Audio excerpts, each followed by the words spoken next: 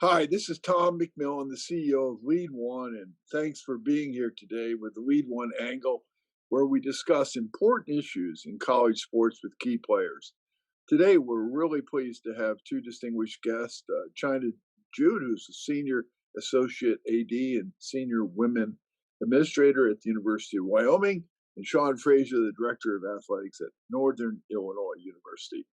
What we're going to talk about is diversity, equity, and inclusion. And we're going to discuss a recent LEAD1 working group in that area. This is particularly important and timely given the social justice and racial issues that we've seen over the last few months. But before doing that, I just wanted to give you a little background on China and Sean. China, before going to Wyoming, was the associate vice president, associate AD at Queens College, New York. Prior to that, she was at Cheney University. And prior to that, was a former student athlete, a college volleyball player. So China's gone the gamut from New York City to Wyoming. Happy to have you here, China. And Sean has had an equally diverse background. You've had a lot of stops: University of Maine, Merrimack College, Clarkson, Manhattanville.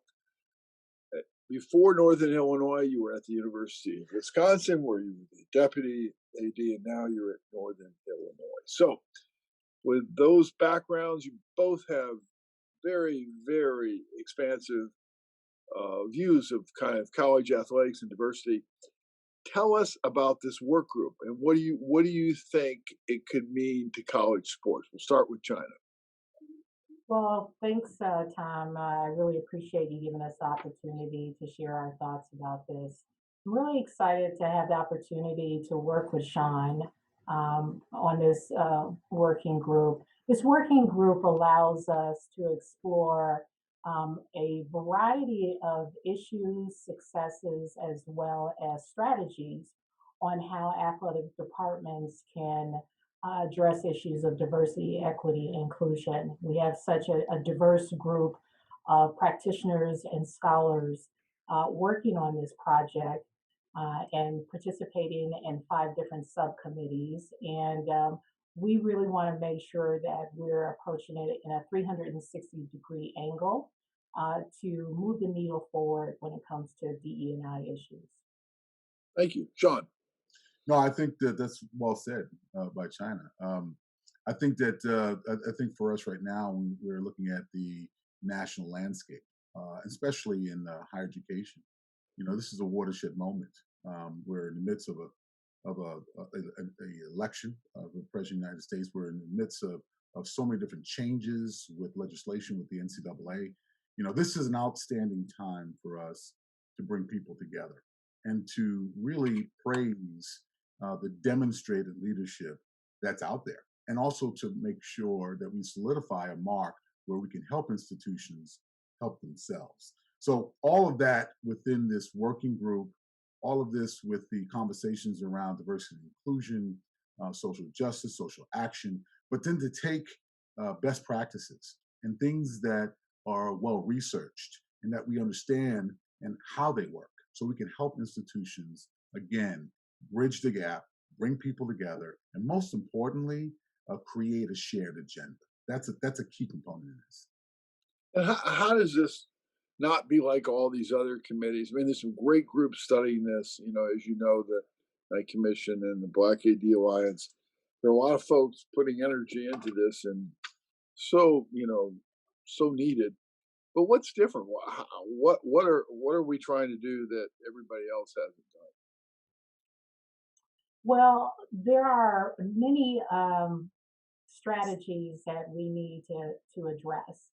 And I know that we have all had different types of strategic plans and initiatives that are put together, and at least on pen to paper, and it sits on the shelf. And then from time to time, we'll check a box and dust off the cobwebs. We really want to make sure that not only we are addressing those best practices. So we will also want to dig a little bit deeper and take into consideration the culture and climate.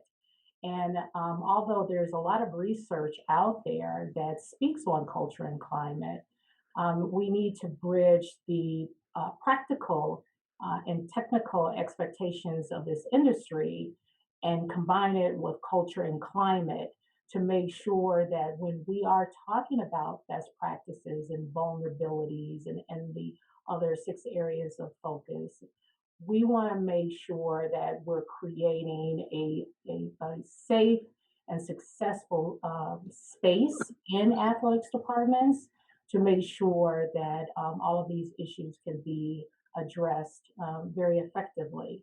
So it's not just checking the box. We, like I said, we're looking at the 360-degree angle, including the individuals in the department, the leadership attributes, political issues, vulnerabilities, uncomfortabilities. We really want to dig deep into this process. Sean, your perspective? Yeah, no, I think that that's right. I think the biggest thing that's different than most is that this is a practitioner-driven um, study as well as recommendations. I think that I've been on a lot, as you just said. I've been on a lot of committees. Been peer reviewer, been in the field, and I think that all of the groups have a similar uniting form that they want change and they want to see the numbers grow and they want to make sure that we support D&I. There's no question about it. But I think now, as we've put together this dream team representing our 130 member institutions at the FBS level, we have people that are practitioners doing the work and then applying that and giving that toolkit back to the member institutions. Now, some of these recommendations are going to be very bold. Some of them are going to be, this is what you should do. And then some of them are going to be outside the box, which bridges the gap.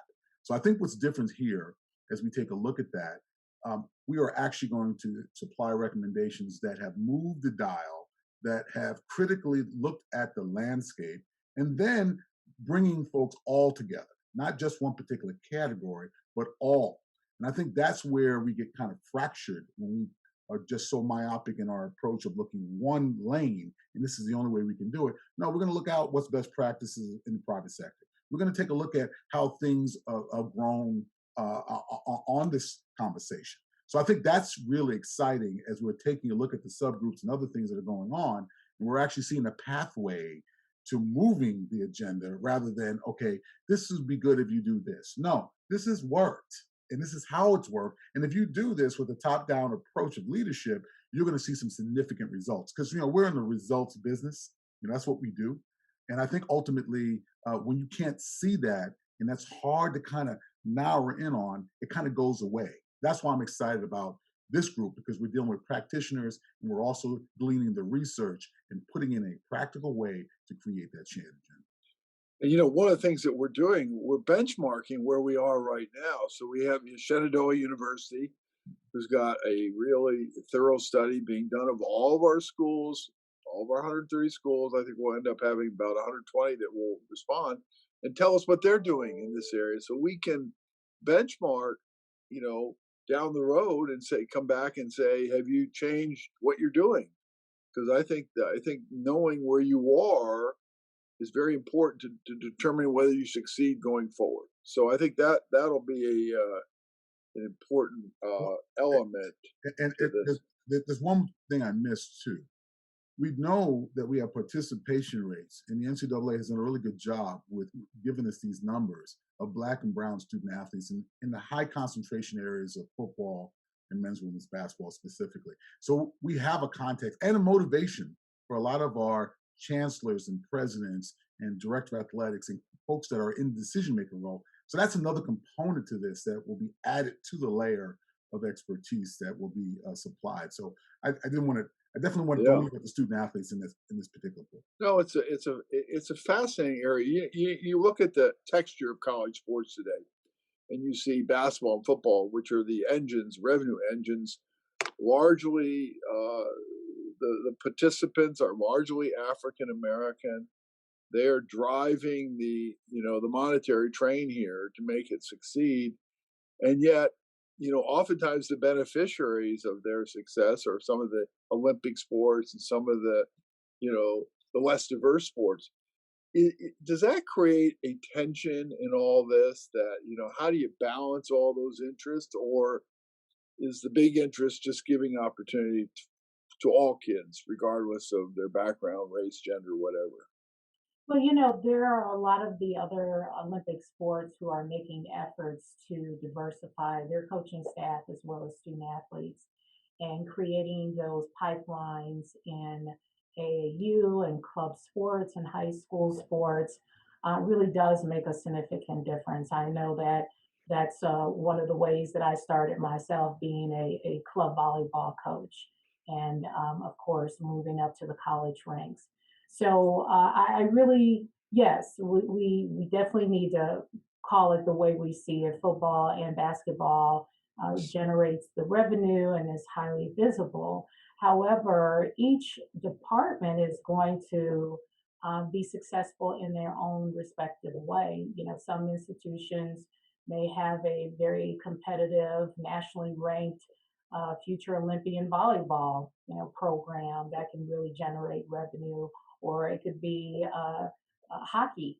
I know Sean has a hockey background, serving as the chair on the NCAA committee when at his previous institution. So it's going to vary, and I think that what we need to do is just make sure when it comes to diversity, equity, inclusion, that although we can identify those high-profile sports, that we're making efforts to support the communities of the Olympic sport athletes because as we definitely can agree to, many of them are Olympians or soon to be Olympians, and that can make a significant difference when it comes to endorsements.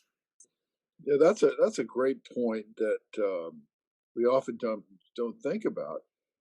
Creating diversity in our Olympic and our sort of less revenue sports. That's I'm sure something our task force, our work group's talking about because that's really an important component here. One that I really hadn't thought much about, but makes a lot of sense. A lot of people say, "Well, why don't you just do the Rooney Rule and that'll change it? What's worked for the NFL? Why can't it work for colleges? Come on, just do the Rooney Rule and get on with Well, it." I'll take a little piece of that. I know China's been on the same calls I've been on, but you're right. Folks, especially the novice sitting at home looking at numbers and even that, but even the Rooney Rule has said that its shortcomings. Based on what's going on in the NFL right now with representation of African Americans as head coaches. So yeah, that I shudder to say that one size fits all because it really doesn't. We're having spirited conversations around these mandated hiring practices as well as the pool. Now, obviously, well, the state, China's in Wyoming, I'm in Illinois. We all have our different ways and checks and balances around state statutes and what's going to be challenged in the court of law. So we have to make sure that what we are recommending is applicable to the institution that they can actually control. So we don't get hung up into, okay, we'd like to do this, but this is happening from the state statute. We want to do something that, quite frankly, that can be individualized, tailored to the institution, that will create a pool on the hiring side, and that will create opportunities that transcends the fact that they're in a particular state that has certain rules and regulations. Rooney Rule is that. It was very successful at one point. Now we're starting to see that even with themselves, and I don't want to speak for the NFL, I'm certainly not going to do that. They're going to have to revamp some things because the intended outcome was to diversify. So the whole idea here is to create an opportunity and opportunities for folks that transcends some of the things that, quite frankly, are put in place for checks and balances for all people to make sure that they have opportunities. So that's probably the quick and short answer of that. The great news is that we're having a spirited conversation with legal experts and folks that are from these particular areas, and they are spirited because we're going to challenge it and continually make adjustments. So we then have the answers for those institutions to say, hey, I can't do that here because of X. But maybe if you do this might help you to at least create that pool so you can then at the end of the day increase your numbers. So China. Oh, it's very. I think. Go ahead, China. Sorry. Yeah, creating that pipeline, and it starts with identifying those prospects and making sure that we are being intentional and to align ourselves with organizations, agencies, people who can be a resource to us. I know that in Wyoming uh, we implemented a policy or practice, I should say, where at least one woman and one ethnic minority must be on every search committee, along with coaches and staff professional development that I oversee on implicit biases and just a multitude of other types of topics in relation to hiring and just being able to navigate effectively through this industry. And then to go where ethnic minorities are as well, historically Black colleges, minority serving institutions, organizations, that really makes a significant difference in advocating for underrepresented populations.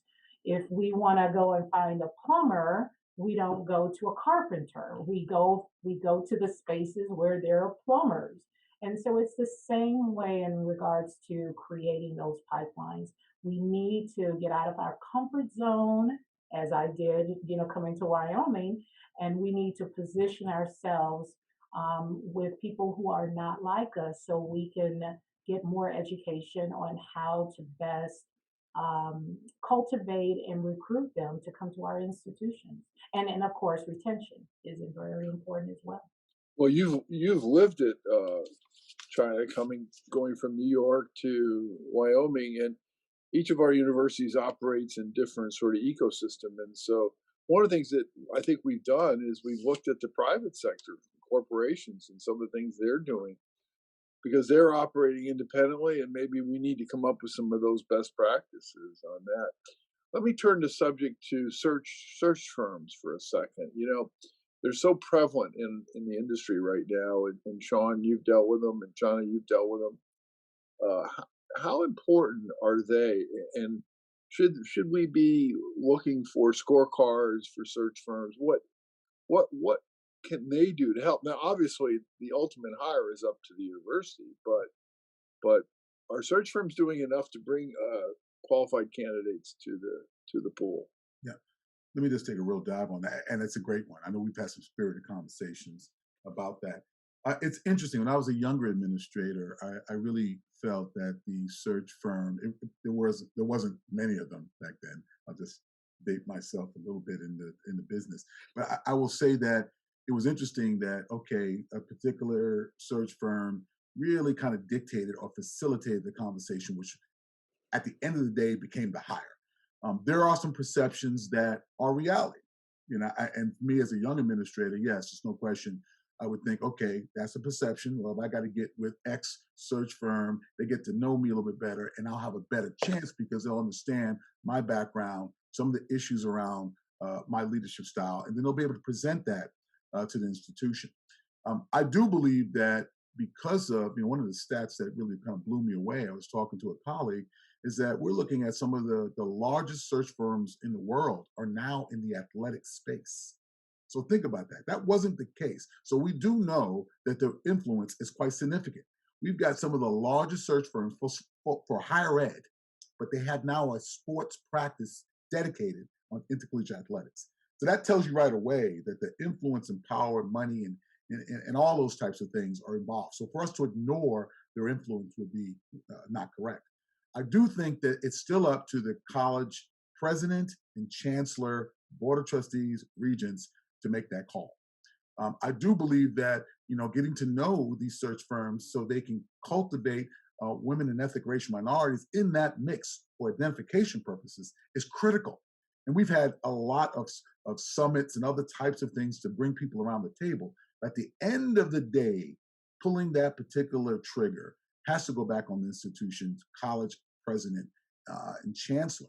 I think that the search firm could be that group, and there's some excellent ones out there. And then there's ones that need a little work, need a little bit more help in identifying a talent. But I do think it's a joint relationship, semiotic relationship, with understanding that the presidents and chancellors and the search firms are in lockstep, that they have to have responsibility around their particular group. I do think that there's some merit around having some type of ranking system or based on outcomes, because everybody does it. Again, we live in a very a one plus Results. one, who's winning, who's losing type of situations for its placement. But I also think the responsibility needs to be shared between both the president, chancellor, board of trustees, and making sure that once that pool is there, that a hire is made based on the background, the most qualified. So that's my thoughts. I know China, you have some viewpoints on that as well. Yeah, I have been in searches myself. I have served on a high level search committee with the NCAA, and we worked with the firm on a recent position that was just filled. I have learned a lot from both ways, and I really do appreciate the role that the search firm um, has when it comes to research. I do appreciate that because I know that presidents and chancellors and many search committee members, especially those who do not have the familiarity in the athletics industry, can utilize the resources of a firm to do a lot of background checks. And that's great. And sometimes it works well, sometimes certain things slips through the crack, but I definitely appreciate it. However, I do feel that the story needs to stay consistent in regards to the role of the firm in relation to how they facilitate that person, that successful candidate being selected. I'll give you an example. Many times I hear search firm representatives say, "Hey, we're bringing a diverse group. The president makes that decision. We work for the president," and I respect that because that's correct. But then when I speak to many, many presidents, the presidents will say the search firm brings their pipeline list. So what we need to do is, kind of, we must get the story straight and stay consistent. And that is the reason why when I first got into the industry, why that there was a lot of discussions of distrust or mistrust. And so that's one of the things that I really believe that search firms are really repairing that type of reputation. They're doing much better at being visible and educating a lot of the prospects out there. So I'm seeing a positive change on them being more involved and engaged in educating prospects. But I really do want to make sure that they understand that presidents do speak on those issues as well about the pipeline list being presented. Yeah, so true. As we kind of wind down here, I was just thinking about how this project really has two heads on it. One is it's the administrative side of the athletic department, making sure that there's diversity and equity and inclusion in that. And there's the student athlete side. But some say on the student athlete say, well, wait a minute, the system is going to repair and improve itself. You've got Alston coming down the pipeline. You've got NIL coming down the pipeline. You've got these instantaneous transfers. These kids are going to be treated like they've never been before, almost to a professional level. What's the big deal? Are we fighting yesterday's war with the student athlete? Because they're going to be in a much different place 2-3 years from now. Yeah, I said, It's a tough question. no, I think that's pretty good. That's good stuff here. No, I think that I had a mentor, and I give you an ice hockey metaphor here. You never skate to the puck. You skate to where the puck is going to be. There's my little hockey reference there. And I think ultimately, if we're always thinking about the next thing, I think the things you just rolled out are quite significant. We have an image issue in higher education as well as college athletics. We have an image issue. For us not to embrace that and to understand that we have to do things that clean up our act, so to speak, I'll just put it that way. I think that's going to be something that we're going to have to be conscious. I know the NCAA is very conscious in that, being under fire as much as they have been. But I also think that people don't understand that we are the NCAA. we being member institutions here. Okay, we've got Wyoming and Northern Illinois on the line, and it's our responsibility to uphold, quite frankly, the character and respect and the ability to move this agenda along. In Alston and the NIL and transfer regulations and all these things that are coming down, we've got to get it right. We can't keep on defending our position. We need to be advancing our position, because there's no such thing as standing still. You're either moving forward or you're moving back. And part of what we've got to do now is be able to exhibit that level of professionalism and that demonstrated leadership to say that we're here for the student athlete. We understand there's some business models we have to fix. We can't compromise the standards of making sure people are getting the education and having a quality experience for athletics. We are part of the higher education experience. So I think a lot of us are kind of just in this, defending off because of the arrows are coming in constantly for ills and decisions that have been made in the past. What we've got to start doing now is advancing issues about protecting, the way of higher education and the principles around intercollegiate athletics, and to say this is the value of this because this works, because here are the examples of the positive nature of what college athletics mean to young people. I am sitting here today because I had an experience, a wonderful experience at my institution, my undergraduate institution. And I would not have gotten that experience as a Black man in America without that intercollegiate scholarship. Now, some would say, well, that's a shame, Sean. You should have been able to have access. I'm going to say, no, this was a great opportunity for me to learn from intercollegiate athletics, and then provided a scholarship for education to advance me through for pathways to citizenship. So again, we need to talk about that. And I think that some of us have, and I think some of us have been extremely nervous about talking about the merits of intercollegiate athletics as it relates to higher education and the pathway to citizenship. And I think that until we embrace a lot and talk a little bit about what that means to young people and let young people talk about that, let them talk about that, we're always going to be in this defensive posture. China, last word? Yeah, I definitely agree with Sean. I'm going to pick up exactly where he left off, because our student athletes have more resources, also more distractions, are smarter now because of those resources, and they're becoming self-educated through social media, through stronger or larger word of mouth, especially when it comes to social media. And they are utilizing their voice and their platform. And if we are in higher education, we need to make sure that we're taking the resources in our institutions and to be there to support them as they are trying to discover themselves with all of these distractions, social media and things that they can do. And they're learning from other institutions and other student athletes. And so we cannot, back when I was a Division I volleyball player, where you're in a box and you go where your coach tells you and you don't move an inch and you just stay there. Now it's a little bit more free flowing. And instead of attempting to keep our student athletes in a box, we need to be prepared and stay several steps ahead of them. We shouldn't be responding to them or reacting to what they're discovering. We should already know what's coming down the pipeline on what they could be discovering moving forward. I remember when my mother told me when I was in college, and I'm dating myself. One day, China, and she did work for AT&T. One day that your phone is going to be able to have a camera and you can talk and you can do. And I said, that's not going to happen.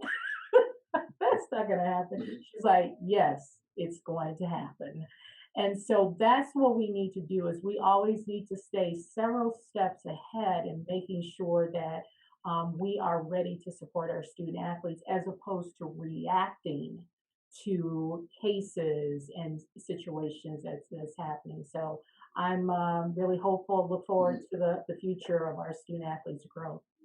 Well, thank you, China and Sean. And I can say for the three of us, we wish we could play college sports today with all the benefits. And I truly believe that we're entering an enlightened era for student athletes. With all these things coming together, the confluence, we will not recognize college sports in years to come.